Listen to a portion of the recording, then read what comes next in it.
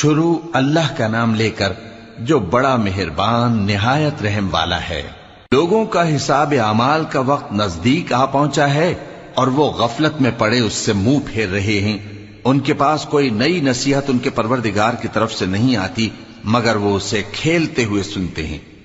ان کے دل غفلت میں پڑے ہوئے ہیں اور ظالم لوگ آپس میں چپکے باتیں کرتے ہیں کہ یہ شخص کچھ بھی نہیں مگر تمہارے جیسا آدمی ہے، تو تم آنکھوں دیکھے جادو کی لپیٹ میں کیوں آتے ہو؟ پیغمبر صلی اللہ علیہ وآلہ وسلم نے کہا کہ جو بات آسمان اور زمین میں کہی جاتی ہے میرا پروردگار اسے جانتا ہے اور وہ سننے والا ہے، جاننے والا ہے۔ بلکہ ظالم کہنے لگے کہ یہ قرآن پریشان باتیں ہیں جو خواب میں دیکھ لی ہیں، نہیں بلکہ اس نے اس کو اپنی طرف سے بنا لیا ہے، نہیں بلکہ یہ ایک شاعر ہے۔ تو جیسے پہلے پیغمبر نشانیاں دے کر بھیجے گئے تھے اسی طرح یہ بھی ہمارے پاس کوئی نشانی لائے۔ ان سے پہلے جن بستیوں کو ہم نے ہلاک کیا وہ ایمان نہیں لاتی تھیں، تو کیا یہ ایمان لے آئیں گے؟ اور ہم نے تم سے پہلے آدمی ہی پیغمبر بنا کر بھیجے جن کی طرف ہم وہی بھیجتے تھے۔ اگر تم نہیں جانتے تو جو یاد رکھتے ہیں ان سے پوچھ لو۔ اور ہم نے ان کے ایسے جسم نہیں بنائے تھے کہ کھانا نہ کھائیں اور نہ وہ ہمیشہ رہنے والے تھے۔ پھر ہم نے ان کے بارے میں اپنا وعدہ سچا کر دیا تو ان کو اور جس کو چاہا نجات دی اور حد سے نکل جانے والوں کو ہلاک کر دیا۔ ہم نے تمہاری طرف ایسی کتاب نازل کی ہے جس میں تمہارا تذکرہ ہے، کیا تم نہیں سمجھتے؟ اور ہم نے بہت سی بستیوں کو جو ظالم تھیں پیس ڈالا اور ان کے بعد اور لوگ پیدا کر دیے۔ جب انہوں نے ہمارے عذاب کو دیکھا تو لگے اس سے بھاگنے۔ مت بھاگو اور جن نعمتوں میں تم عیش و آسائش کرتے تھے ان کی اور اپنے گھروں کی طرف لوٹ جاؤ، شاید تم سے اس بارے میں دریافت کیا جائے۔ کہنے لگے ہائے شامت، بے شک ہم ظالم تھے۔ تو وہ برابر اسی طرح پکارتے رہے یہاں تک کہ ہم نے ان کو کھیتی کی طرح کاٹ کر اور آگ کی طرح بجھا کر ڈھیر کر دیا۔ اور ہم نے آسمان اور زمین کو اور جو مخلوقات ان دونوں کے درمیان ہے اس کو کھیل تماشے کے لیے پیدا نہیں کیا۔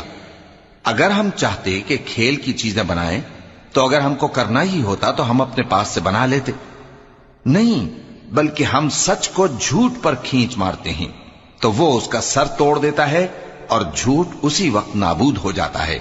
اور جو باتیں تم بناتے ہو ان سے تمہاری ہی خرابی ہے۔ اور جو لوگ آسمانوں میں اور جو زمین میں ہیں سب اسی کا مال ہیں، اور جو فرشتے اس کے پاس ہیں وہ اس کی عبادت سے نہ تکبر کرتے ہیں اور نہ اکتاتے ہیں، رات دن اس کی تسبیح کرتے رہتے ہیں، نہ تھکتے ہیں نہ تھمتے ہیں۔ بھلا لوگوں نے جو زمین کی چیزوں سے بعض کو معبود بنا لیا ہے تو کیا وہ ان کو مرنے کے بعد اٹھا کھڑا کریں گے؟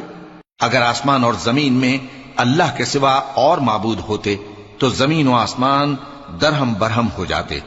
جو باتیں یہ لوگ بناتے ہیں تو اللہ جو مالک عرش ہے ان باتوں سے پاک ہے۔ وہ جو کام کرتا ہے اس کی پرسش نہیں ہوگی اور جو کام یہ لوگ کرتے ہیں اس کی ان سے پرسش ہوگی۔ کیا لوگوں نے اللہ کو چھوڑ کر اور معبود بنا لیے ہیں؟ کہہ دو کہ اس بات پر اپنی دلیل پیش کرو، یہ میری اور میرے ساتھ والوں کی کتاب بھی ہے اور جو مجھ سے پہلے پیغمبر ہوئے ہیں ان کی کتابیں بھی ہیں۔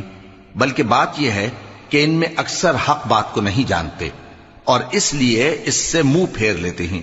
اور جو پیغمبر ہم نے تم سے پہلے بھیجے ان کی طرف یہی وحی بھیجی کہ میرے سوا کوئی معبود نہیں تو میری ہی عبادت کرو۔ اور کہتے ہیں کہ رحمان بیٹا رکھتا ہے، وہ پاک ہے، اس کے نہ بیٹا ہے نہ بیٹی، بلکہ جن کو یہ لوگ اس کے بیٹے بیٹیاں سمجھتے ہیں وہ اس کے عزت والے بندے ہیں، اس کے آگے بڑھ کر بول نہیں سکتے اور اس کے حکم پر عمل کرتے ہیں۔